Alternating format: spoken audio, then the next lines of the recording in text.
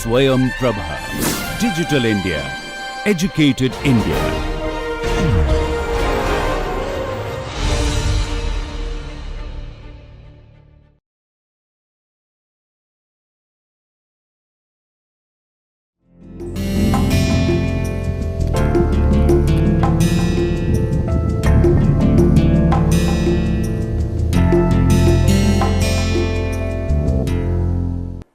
Today we are going to be discussing a few more tips and tricks that are possible with the use of Quark Express, the page layout software that I have been using so far to give you practical demonstrations.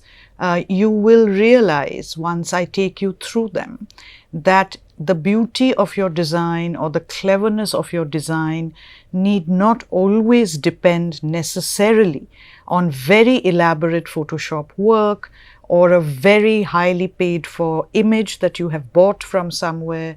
Both InDesign and Quark Express have some inbuilt tools, many of which are to do with lines and shapes, and these will help you make your overall design look a little more different or a little more smart or a little more clever. They help you add an element or two elements to your design very often.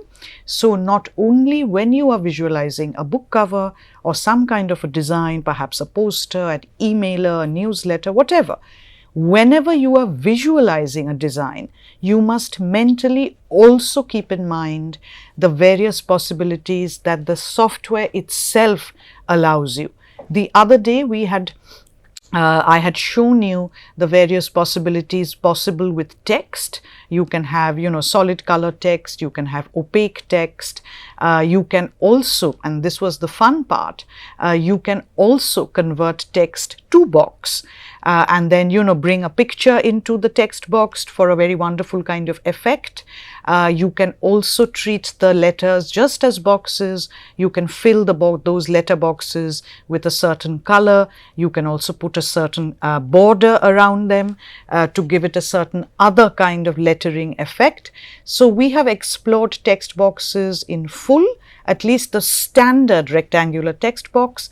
I also showed you how text can be top aligned, bottom aligned, or center aligned as far as its own position is concerned within that text box. And I also said that please try and see whenever you have text in a colored box, please make sure that the text is not touching the edges of the boxes. That is not good graphic design. And in order to prevent the tops and bottoms and the sides of the letters from touching the colored panel that you are using as a label kind of thing on your cover, I had told you and shown you the use of something called inset. The inset pushes in the text from all four sides in a colored panel. Just a slight inset is advised, so that you must always remember, in a strip, in a circle, in an octagon, whatever, if you have text in a flat color or on a flat color, make sure that it is not touching the edges of the box margins. Now today I want to show you a couple of other things. We have already seen a little bit of the use of this box. Here where my cursor is right now is showing the picture content tool. In other words, this is a picture box. If I use the text content tool and draw a text box right next to it, you can see the difference between the appearance of the two boxes. In the text box, the cursor starts flashing at once, indicating that this is a box that is meant to hold text, whereas the box on the left has a kind of big cross going through it, indicating that this box is meant to hold a picture. So when you are working with boxes, you must be careful which one you are using for what. The text has the cursor that is used for text, and the picture box has this cross which indicates that you can bring a picture into it. Please be aware, many people often get confused, and I must remind them, one picture box can only hold one picture. If you want a design where there are two pictures beside each other, you must have then two picture boxes with the two separate pictures. I'm going to give you a little demonstration right now. I press Command E or Control E and I bring this picture into this box. It's very big. I can always right click and say Scale Picture to Fill Box, right? Here's my picture.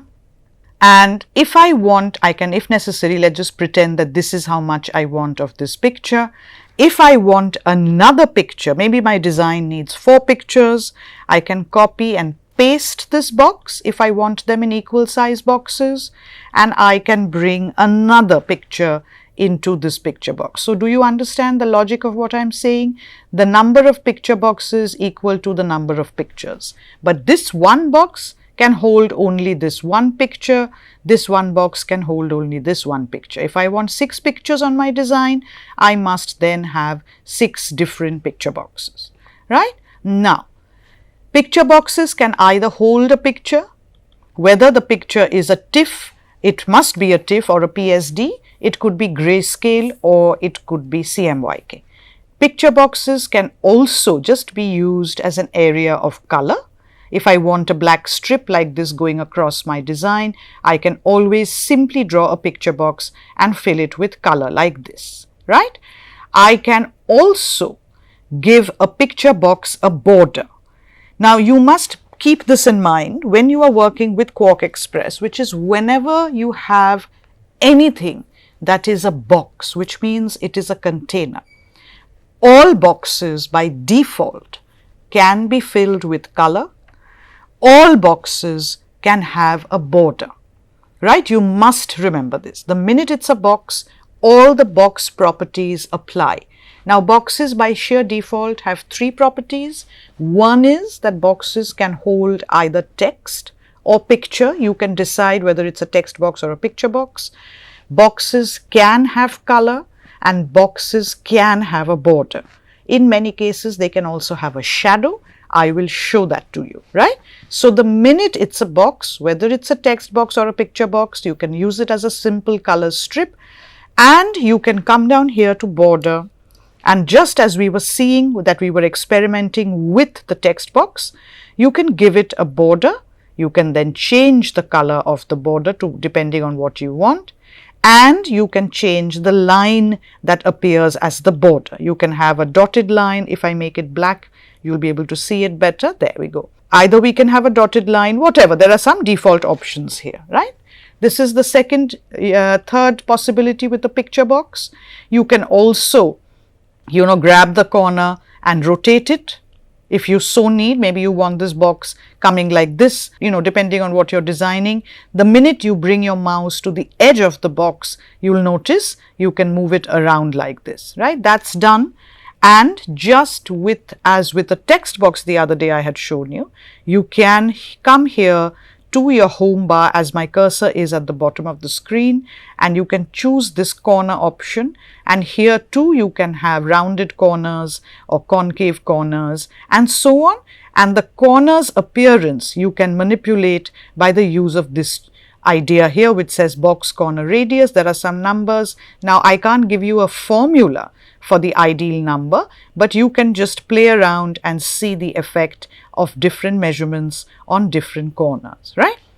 Now we are familiar, like I said in the beginning, basic text box tool, drag and draw, basic picture box tool, drag and draw, right? Now if we just skip this box for the time being, we are not interacting with that for the moment, but we go to the next one. This is the oval box tool, right? If we click on the oval box tool and we come onto the page and we just draw like this, again we just drag, we get an oval. Okay, here's an oval. When you're using the oval box tool, if you press shift and you then drag, you will see that you get a perfect circle. Note the slight difference between the two. One is slightly, well, for want of a better word, one is slightly more oval and one is slightly circular, right? So the oval box tool by default will let you draw an oval.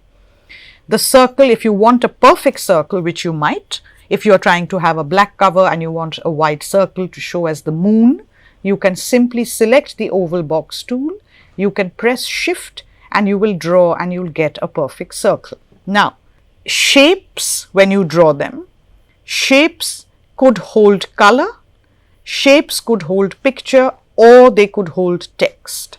It depends on what you do with them. Do you just want this magenta circle as it is? In which case it can be as it is. If you want, if you press shift, you can make this smaller, right? I'm just pushing it in with shift, or you could make it much bigger, no problem. You can also copy and paste this and get a slightly different shape. You can change the color of the shape.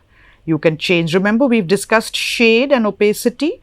You can change the shade, you can make it more opaque, etc. This is a given because this is a box.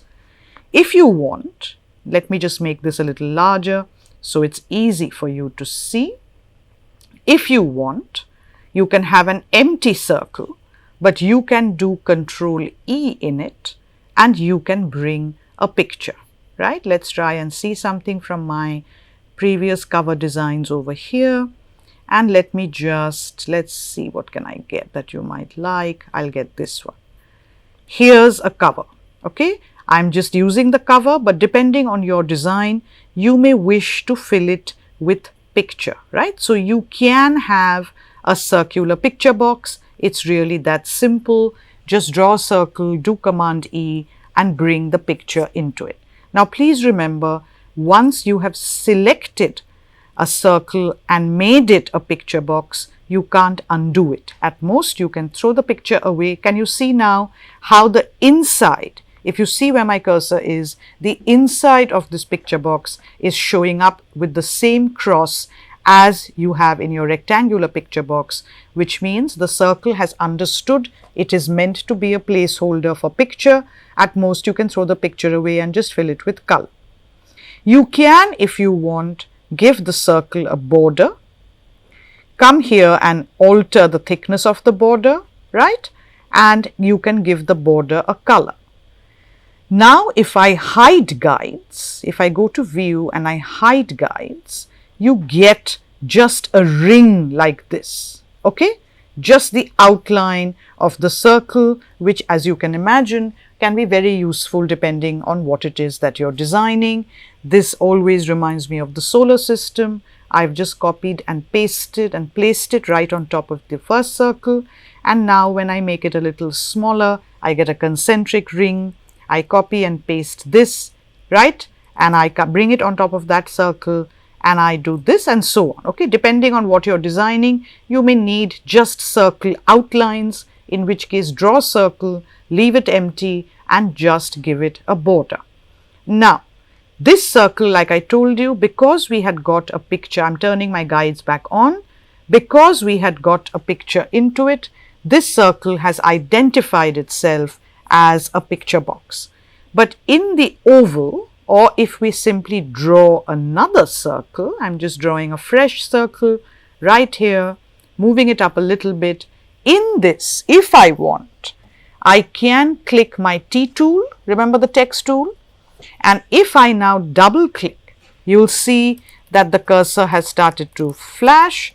Therefore, I can now happily copy paste text into it or write some text in it, and now I'll try and center align it and I have a beautiful, if you really want to fill it with text, right, you have an interesting look, because now it's not working out very well here because it needs a bit of hyphenation. I've just typed in randomly on my keyboard, but you can then have a circular area of text, right? Just text held within a circle. It can look very interesting, again, depending on what it is that you're designing, right? Now, if I hide my guides, you'll see the interesting effect of, can you see that? This looks very, very interesting. You can fill it a little more. You can also do all the other things I've shown you. To this, you can also add color. You can make the box magenta. The text can be white. And again, to this, if you so wish, you can come to the bottom and you can add a border, right? Depending on what kind of design you're doing, absolutely no problem. And the border can be as thick or as thin as you want it. So be aware that circles can also function both as picture boxes. If I put 3 of them next to one another, it will make it very clear.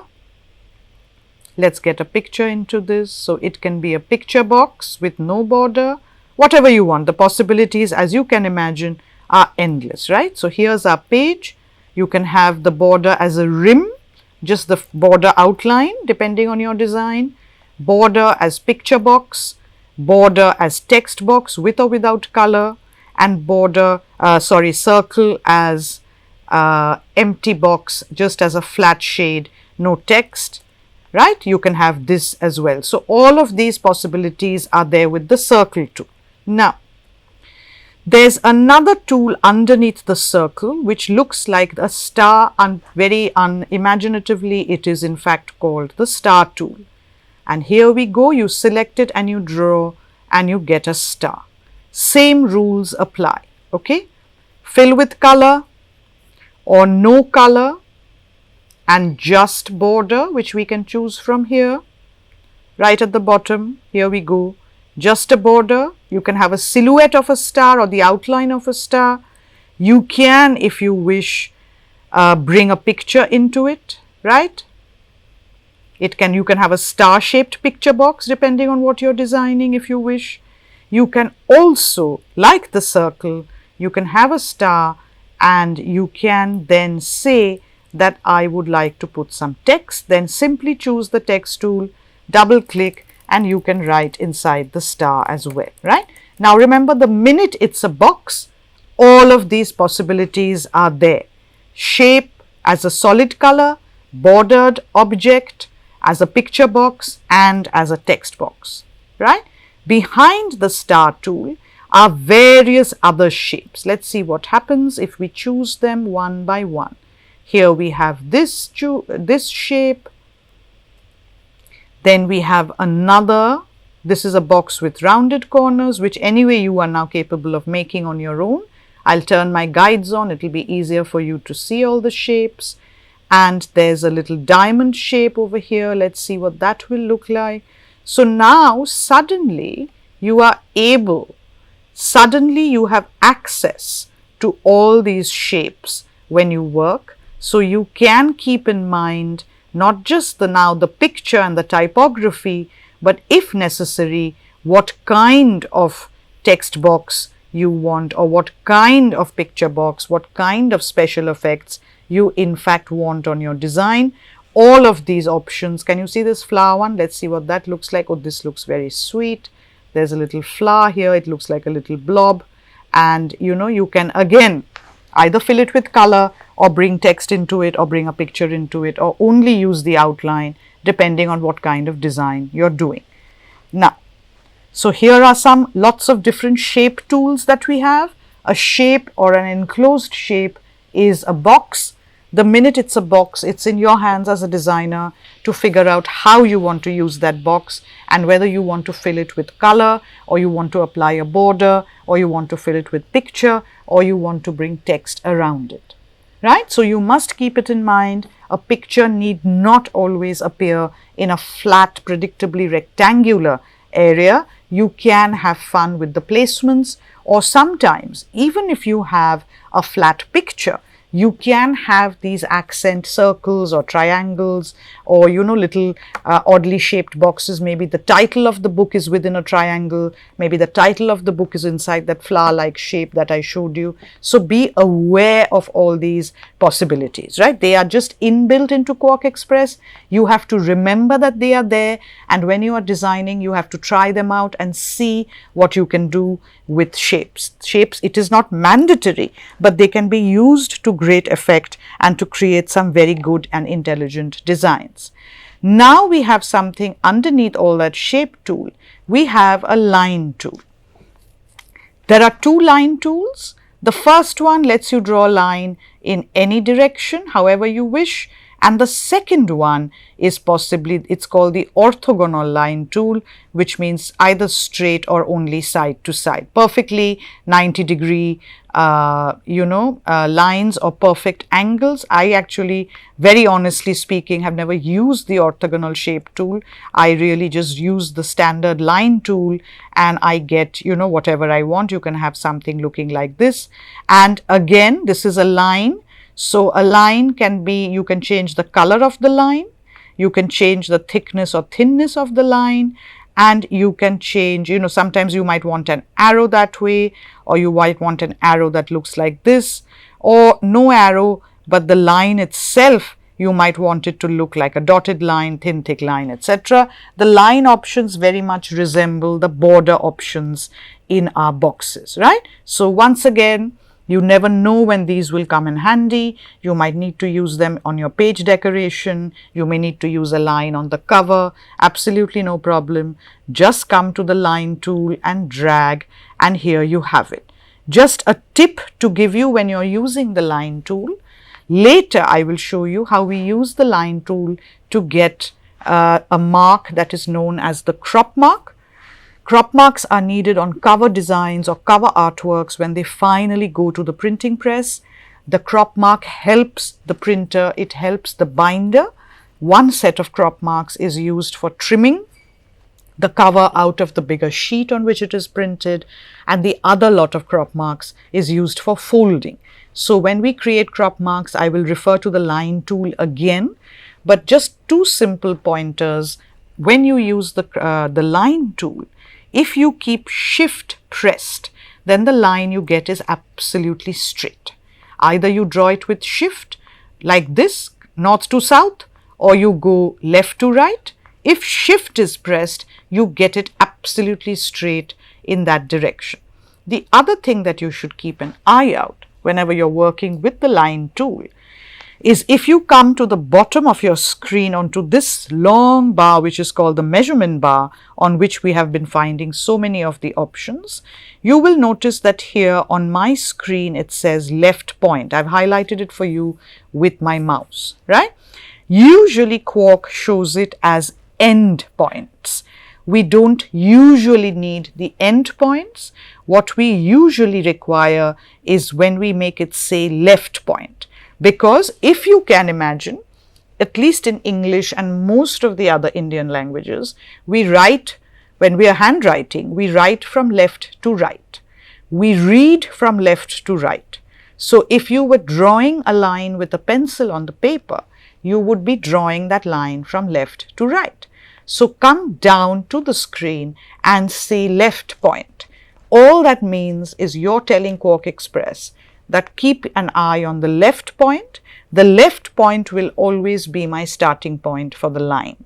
This is useful because sometimes you may need to give a length to your line. You'll notice the minute I've selected it as left point, see if I go back to end points at the bottom of my screen, I've come to end points here, it is showing an X and Y axis, right? X2, Y2, X1, X1. It's very confusing and I for one have no idea what it means. I simply want left point and immediately it gives me an angle and it gives me a length. Now let's suppose I'm just going to delete all of these lines because I want to show you something. Let's suppose we are designing a cover, right? I'm drawing a big picture box to pretend this is my cover. And let's pretend that the width of my cover is 5 inches and the height of my cover is 8 inches, right? Here is my cover box. That's lovely. Now I want to make it a shade of pink. So I apply magenta and I reduce the shade a little bit like this. It's a light pink book and this is what it looks like. I'm going to hide my guides so that you get a better look there. That's my front cover. And for whatever reason, here's my front cover, I've minimized my screen a little bit, right?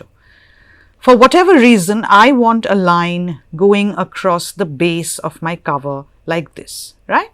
Now, if I want this line to exactly be the same length as my cover, instead of pushing and pulling these handles and fidgeting, I know that my cover is 5 inches wide.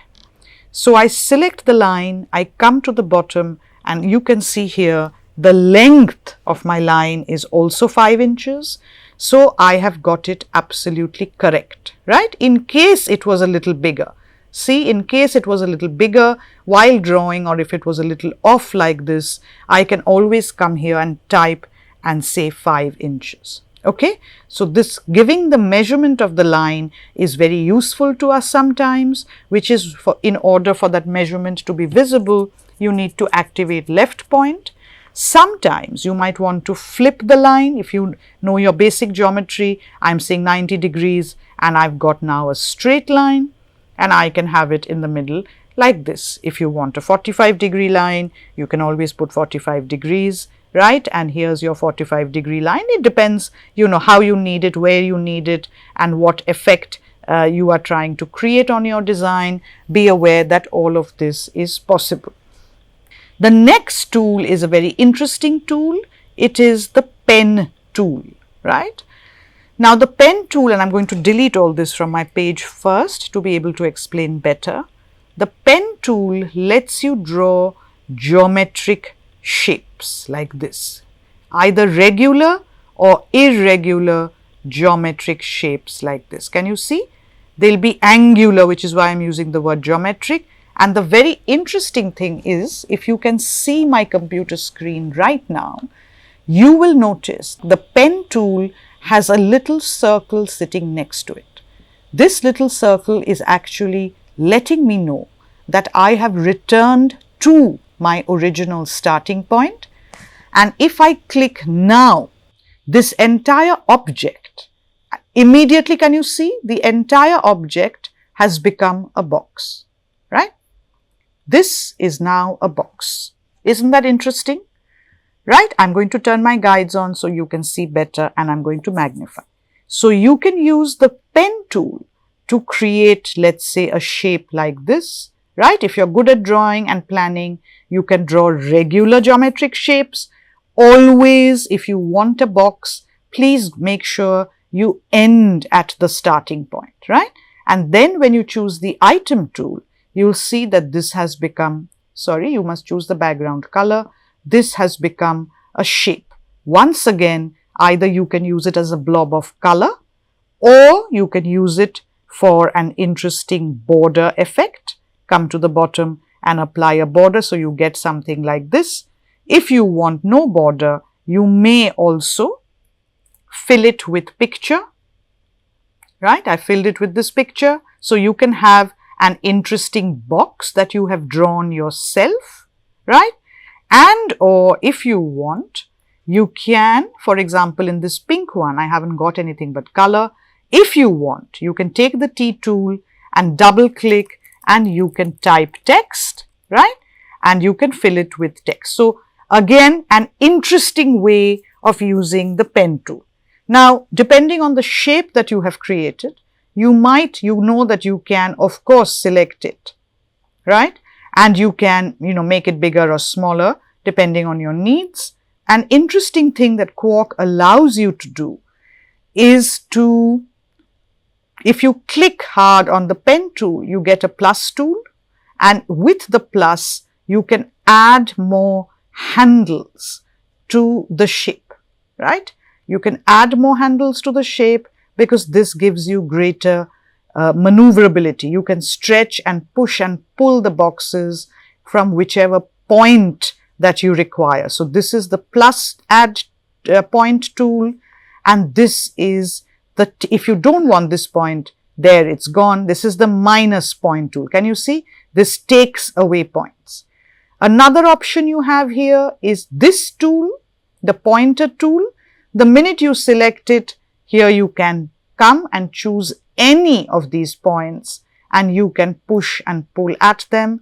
Absolutely not a problem, right? You can further act upon that initial shape that you had drawn by adding points, subtracting points, etc. Okay, and then when the points are active, choose the point tool and push and pull at leisure to recreate or tweak that shape. There is a scissor tool here. If you click on any shape with the scissor tool, okay, let's see. In fact, the scissor tool works best on a circle. If you've drawn a circle like this, choose the scissor tool and then click anywhere. And now if you want take your T tool and just try and aim for the edge and start to double click, and this has now, the outside of the circle has now become a text path, and that's great fun. Just make sure when this happens that you come to the line tool here and you say none, so that the text path in fact disappears. You can't see it, it's not visible. This also you can rotate. So this is a way, we have seen how you can put text into a circle. Depending on what you're designing, you have an option now of putting text around the circle, right? You draw a circle. You use the scissor tool to cut it, so that you're saying no longer be a box. Cutting means you're not a box anymore, you're a path. Please remember this. The minute it's a path, bring your text cursor, click on it and type, and it will follow the path that you have drawn. Another way of getting to do this is, if you want, there is yet another tool over here, which is the pencil tool. With the pencil tool, you can simply draw a line like this, or you can draw slightly more curved blobby shapes like this. You will notice, compared to the pen tool, if I go back to the pen tool and I draw a shape, it has a pen tool lets you can create curves, but then you have to choose the handles and drag and drop, and it can take a little bit of getting used to. I'm still not very good at it. All of you could practice. This has become a very peculiar kind of line that my pen tool has created. Usually for me, I remember that the pen tool gives me these angular shapes and the pencil tool gives me more freehand shapes, right? This is my fairly limited and primitive use, but please experiment. These days, YouTube has a lot of tutorials on these tools. When I was learning Quark Express, they were not available. So you can always get onto Google and say, use of the pen tool in Quark Express, use of the pencil tool in Quark Express. And it's entirely possible that these tools have possibilities that are not occurring to me or that I myself am ignorant of. But you should definitely explore if you have the time and then try those effects for yourself, and see what other things are possible. With the line tool, as I said, you can have a blobby shape. This blobby shape can become a border, it can be a patch of color, it can be a picture box, or it can be a text box. This free line that I have written on top, if I magnify it a little bit, I can either keep it as a line in my design, or if I take the T tool and then come and click here, did you see that? Immediately it allows me to type, and I can get what I call a freehand text path. If I hide my guides, right, you'll see. And you can imagine, depending on a design, you might want your text to flow like water or come up and down like mountains, etc., etc. All you need to do is choose the pencil tool, create a line to suit you, magnify, do this with a little bit of magnification, choose the T tool and just click, and the cursor starts flashing, indicating that now this wonderful, crazy curved line that you've drawn, this is a text path. Remember, I told you path. And on this text path, if you want, you can always come down and now you can adjust. Remember, it always types by default in Helvetica 12.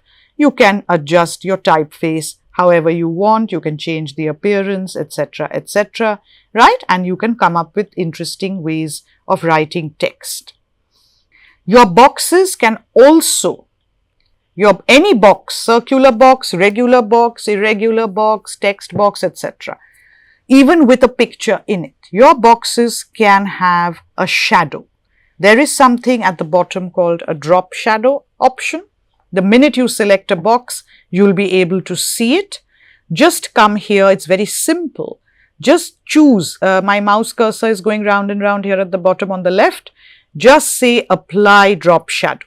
Now this, as you can see, gives it a wonderful three-dimensional effect, as if this blob, is a bit of cutout paper, as if this blob is sitting lightly on the background white. Now the options that you have, if you come here where my mouse is going round and round, the option is you can change, just watch what is happening. You can change the angle of the shadow, okay? This white represents the sun. or the source of light. So as you move it round and round, angle of the shadow keeps changing, right? This is how it was. I'm like, no, I want it like this, depending again on your design. Often I don't really mess with the angle of the shadow, but what I do sometimes is I do decrease. Can you see this black is 100%? I sometimes make it a shade of gray. I'm typing 60% and here it's become much lighter, right? So you could make the shadow a little more gentle depending on how dark it's looking, or if you have a very pastel colored design, etc. Now there is one more here, which is the table tool. You drag and drop like this, and at once it asks you how many rows, how many columns, etc. If you say auto fit rows and auto fit columns, it makes them all look the same, right? Same width, same height. Here's my table. Of course, once I've drawn it, I can make it thinner or thicker or fatter or whatever I want to do, right? The table tool is right here, so you can draw the grid, and now you can notice at the bottom of the screen there are various options. How thick do you want the table line to be? I've made it, did you see that? 0.75, much more gentle. You can affect again the darkness, maybe 60%, 50%, etc. You can always change the color. Maybe you want blue borders, red borders, etc. The minute you type, your text will start to come. You can also just drag and select the table boxes like this and give them a shade of color if you want. Choose the background and say, I want this to be magenta, full strength. Then I want this to be magenta, but a little lighter, right? Sorry, we have to select the box option. Here we go. Here's the box, magenta, and let's make it a little lighter. And I want to select this, and I want to select the box, and again, a different, even lighter shade of magenta, etc. I'm just showing you the possibilities. Each box on its own, each cell, the right word is cell. You can even do column wise. I select this column and I say I want this yellow. Oops, sorry. Make sure the background is selected. I want that in yellow. I want this to be in cyan, and so on, right? Of course, needless to say, all of this can be filled with data. So if you have a book in which tables feature, if you have a book in which the manuscript has a lot of statistics, data, etc., etc., you can count the number of columns there, count the number of rows, and you can come into Quark Express and have, as efficiently designed tables as you require. Sometimes tables can also be used interestingly because you can, if you want, my cursor is clicking, but if you wish, you can also use the table tool to have as individual picture boxes, absolutely no problem, right? The last one is the format pane. I'll show you this item format replication. We have one circle. I'm going to copy and paste the next circle. I'm going to turn my guides on so you can see my page clearly. This circle I color yellow and I give it a blue border. Okay, I come to the border and I choose and I say, let's give it a 1 point blue border.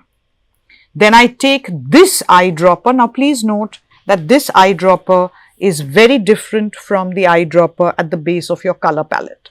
The one at the base of your color palette allows you to choose colors from an image. It allows you to choose the colors from a CMYK TIFF file that exists on your Quark page, right? That is the color eyedropper tool. This eyedropper tool, what does it do? It takes the properties of one box and applies them to the next box. So instead of 2 more steps, if I want a series of yellow boxes with blue borders, I can either do one and copy paste, right? Or if I'm being confused, I don't know, I'm drawing a box, I'm throwing a box away, I don't know which properties I want. If I do, then here's my color picker, select the box properties, and there it gets transferred right away. So this is basically a shortcut. To be very honest, I am slightly old-fashioned. When I began to design, we were designing on Quark Express 4, which had a lot of features, but also didn't have a lot of features. Then, in time, with every update, It has been rapidly evolving. It is really very state of the art now. It has taken into account a lot of feedback from all of us graphic designers who said, why don't you have this? Why don't you have that?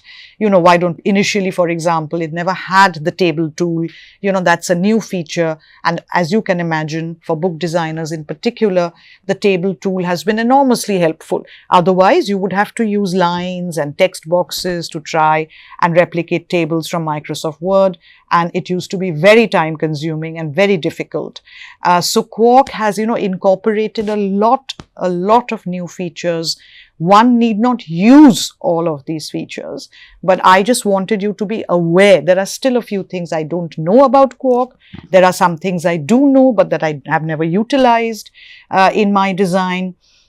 You must use it to the best of your potential. You must use it to the best of your capabilities. Not every design needs a drop shadow. Not every design needs text traveling along a curved path which you have drawn with the pencil. Not every design needs text traveling along the edge of a circle. But should the need arise, you should be able to know how to do these things. You should know the tools that Quark provides. A lot of things are possible simply with cleverly used shapes, outlines, irregular text boxes, and so on. Maybe you're designing a book on discord or a dystopia, and instead of having your image in a perfect box, you might want to have it in a raggedy shape to sort of emphasize, the chaotic nature of the content, and so on and so forth, right? If you want to create like a fake lightning bolt traveling across your book cover, or like a crack that has appeared on your book cover, you could use the pen tool and draw a sort of jagged line. And if you color it white, it will look like a crack or a lightning bolt, right? So this does a lot of these. Like I said, they make for very interesting design. You do not always have to have, thousands and thousands of very expensive photographs or very high, very exclusive images. A lot can be done with the use of all these things together, right? Now, one other interesting possibility that I want to show you is, let's assume we have a circle.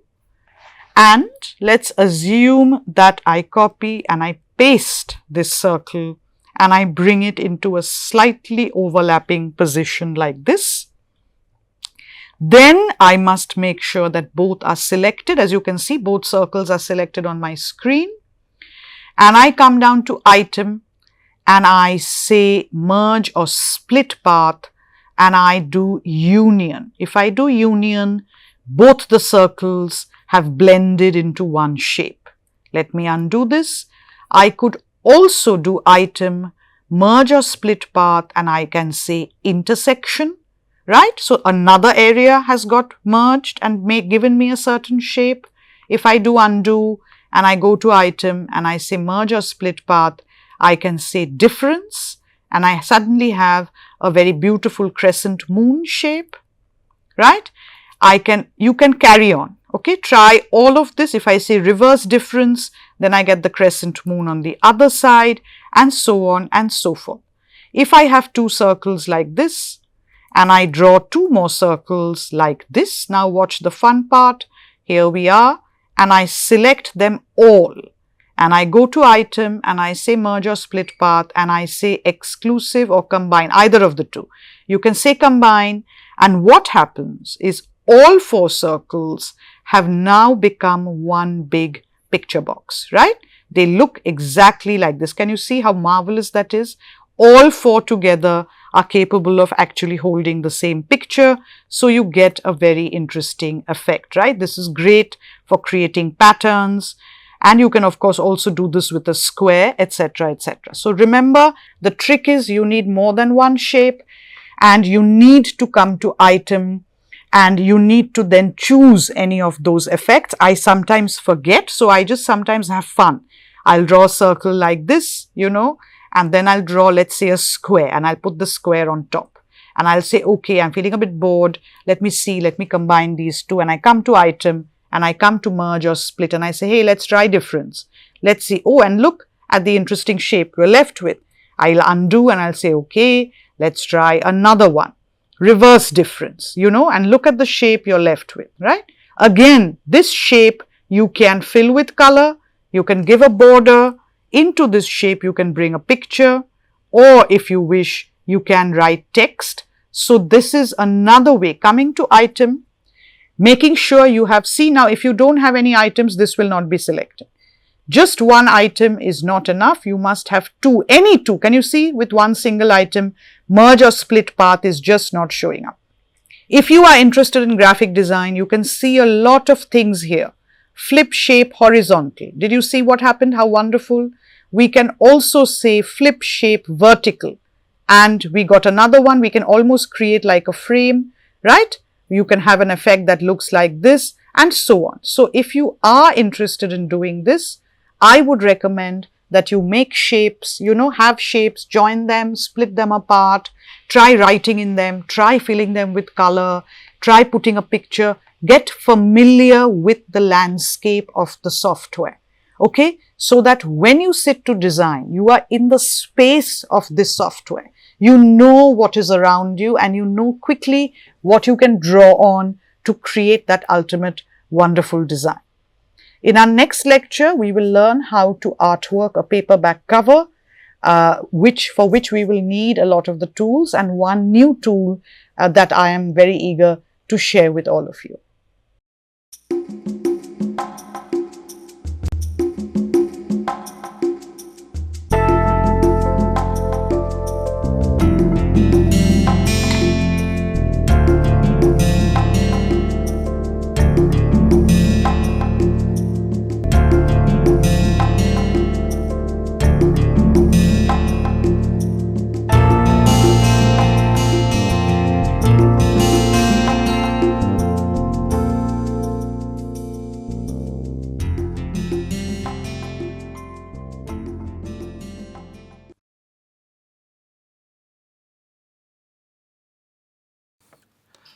Hello and welcome to this piece of literary snippet. Today we are going to read a section from Virginia Woolf's novel Orlando, and the section that we are going to listen to today is perhaps one of the finest descriptions of the winter season in English literature. It is also a very fine piece of what we call fantasy writing. I have made a few changes to the original to adapt it for the purpose of reading.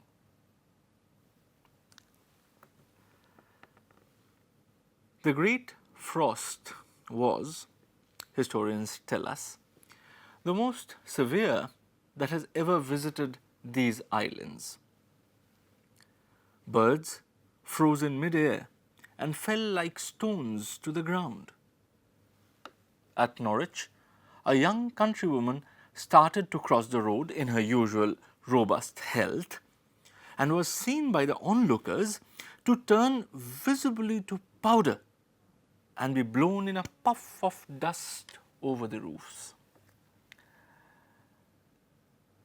The mortality among sheep and cattle was enormous. Corpses froze and could not be drawn from the sheets. It was no uncommon sight to come upon a whole herd of swine frozen immovable upon the road. The fields were full of shepherds, ploughmen, teams of horses, and little bird-scaring boys, all struck stark in the act of the moment.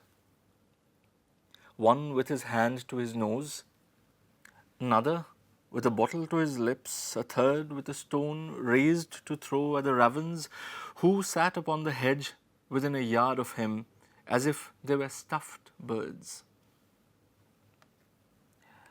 The severity of the frost was so extraordinary that a kind of petrification sometimes ensued.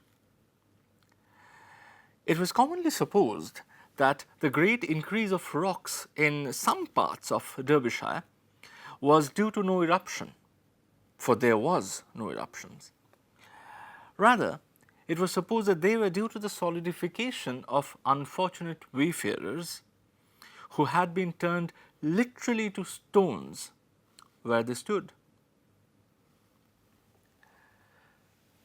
The church could give little help in the matter, and though some landowners had these relics blessed, the most part preferred to use them either as landmarks, scratching posts for sheep, or when the form of the stone allowed, drinking troughs for cattle, which purpose they serve admirably for the most part to this day.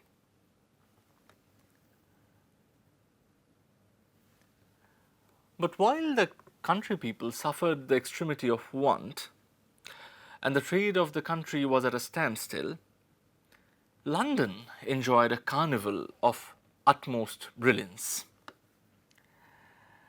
The new king directed that the river, which was frozen to a depth of 20 feet, should be swept, decorated, and given all the semblance of a park or pleasure ground, with arbors, mazes, alleys, drinking booths, all at his expense, of course. Frozen roses fell in showers when the queen and her ladies walked abroad. Colored balloons hovered motionless in the air. Here and there burnt vast bonfires of cedar and oak wood, lavishly salted so that the flame were of green, orange, and purple fire. But however fiercely they burnt, the heat was not enough to melt the ice, which, though of singular transparency, was yet of the hardness of steel. So clear, indeed, was the ice that there could be seen, congealed at a depth of several feet, here a porpoise, there a flounder. Shoals of eels lay motionless in a trance, but whether their state was one of death or merely of suspended animation which the warmth would revive, puzzled the philosophers. In short, nothing could exceed the brilliancy and gaiety of the scene by day. But it was at night that the carnival was at its merriest. The nights were of perfect stillness.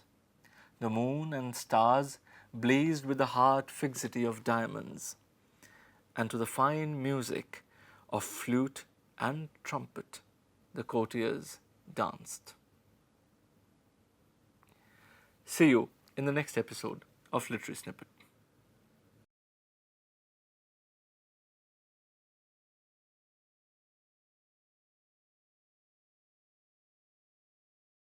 Hello, I am A.K. Sharma and I teach sociology in IIT Kanpur. I am attempting to answer a simple question, what is sociology? Now friends, one simple answer would be that sociology is a study of human behavior. And this study of human behavior has a history. Actually, due to growth of science, technology, and due to industrialization and economic development in the West, initially there was a hope that by application of science and technology, the face of this world can be changed to the advantage of mankind. But what was found or what was observed, that this did not happen. And despite economic development, urbanization, industrialization, surveys showed that poverty had increased, unemployment had increased, even health conditions became worse. And today you will be surprised to know that there was a time when death rate of urban areas was higher than the death rate of rural areas. Cities or the places of development, industrialization and education and enlightenment became consumers of rural population. So people started asking, why is it so? And some philosophers, engineers, mathematicians who contributed to emergence of a discipline like sociology started thinking that perhaps we need a new subject in which we will apply the same tools and techniques which are being used by scientists, mathematicians, physicists, chemists, but we will study human behavior. In other words, we will try to discover if there are laws of human behavior, and by applying those laws perhaps in the future the condition of mankind can be improved. This is how sociology developed. Initially Auguste Comte called this social physics. He also used terms like social statics and social dynamics, the usual division of mathematics, and he believed that social statics will study relationship between different parts of society and social dynamics will study relationship between parts of society and total society, change in total society. Now, you may ask that if sociology is the study of human behavior, there are many other branches of social sciences which study human behavior, economics, anthropology, psychology, etc., etc. The difference between sociology and these disciplines is that while in these disciplines we study one specific aspect of human behavior, like economics will study production and distribution of wealth, psychology will study cognitive processes or mental models or personality, social psychology will study personality, anthropology will study culture. Now, somebody has to relate one aspect of human behavior with the other aspects or one social fact with the other. These are all social facts for us. And if somebody tries to link cognitive processes with economic conditions or urbanization or caste system or religion, or somebody tries to relate urbanization with human psyche, or somebody tries to correlate cultural context with economic behavior, then it becomes sociology. So, sociology combines different areas which are individually studied by different disciplines. And sociology also studies new questions which are not studied by any existing subject so far. So, like these days issues of waste disposal, entropy, environment, safety, urban places as new geomorphological systems come up, and we want to correlate one aspect of urbanization, say percentage of population living in urban areas, and risk, environmental risk, carbon dioxide, this emission, that emission. Now, which will be the first discipline to take interest in these things? Because sociology. So, sociology not only combines facts from different aspects of society, sociology also addresses new questions. And I can also say that one central feature of sociology is to explain individual behavior or individual psyche in terms of properties of larger society. In simple terms, if you imagine that there are two aspects of human behavior, individual and society, then while other disciplines like psychology are focusing more on individual, we study characteristics of individuals in terms of certain characteristics of larger society. This is what sociology does. Sociology is very useful for planners. Sociology is useful for answering new questions, as I said, which have not been answered by any existing discipline. And I would say that sociology is especially helpful for self enlightenment or for developing empathy, because sociology only tells you that there are no right or wrong answers of social issues. It is not physics, it is not mathematics, it does not have fixed answers to issues, because questions can be looked at from variety of perspectives. So, role of perspectives, thinking, interest, power, etc., also come up in answering social questions. And it is this aspect that something can be looked at from variety of perspective, that something can be looked at from the perspective of government, the same thing can be looked at entirely differently from the perspective of people or from the perspective of NGOs or from the perspective of experts. This realization, this takes us to self enlightenment and empathy. Thank you.